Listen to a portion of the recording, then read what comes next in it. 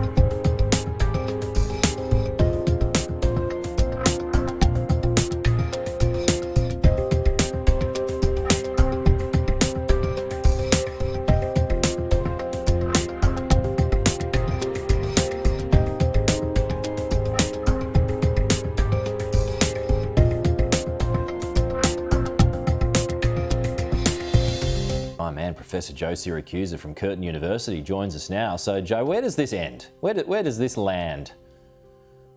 Well, we're talking here about Elon Musk. Look, Chris Murphy, the senator from Connecticut, the Democratic senator, has said that the billionaires have taken over the American government. This is kind of a rich man's version of who should go and who should stay. Musk is leading a razor gang.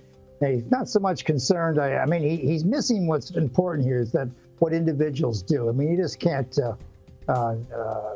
fire entire swaths of people from the public service or any place else, because a lot of the deadbeats will figure out how to stay on, and a lot of other people will just get very angry and leave. So where does it end? Well, it ends when the American people say this is enough. There'll be complaints in the heartland and Georgia and Kentucky and Tennessee when these jobs affect federal employees who work well outside of Washington, by the way.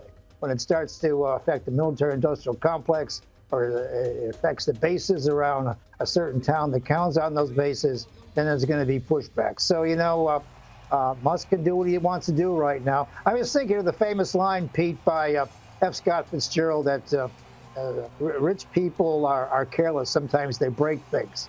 And there's a good way to get rid of employees, and there's a bad way. And I think Musk bringing the chainsaw out to that convention in Washington it's not a good look. It's certainly not public relations. Well, I mean, it seems as though he's been encouraged by his ally President Trump to do more, though. I mean, he said over the weekend that he wants Elon Musk to go harder. Yeah, we know what President Trump wants to do. President Trump is a businessman. He doesn't want anybody around who isn't pulling their own weight. And look, that's fair enough, whether it's academia or public service or whatever it is. And so I think Elon is running with the president's sentiments. On the other hand, the president, I think Trump has got a little more compassion than people give him credit for. I mean, I think he's prepared to listen to exceptions. So do you think this will be wound back to some degree? Oh, everything bounces back in Washington. Everything goes 180 degrees on the Beltway, Pete. If we have Barack Obama gives us, people like Trump, and Trump gives us Biden. I mean, the American people are a little bit fickle like that, and they'll go along with it. And of course, a number of people who voted for President Trump may have some reservations. On the other hand, I say it's only 100 days. Give him a go.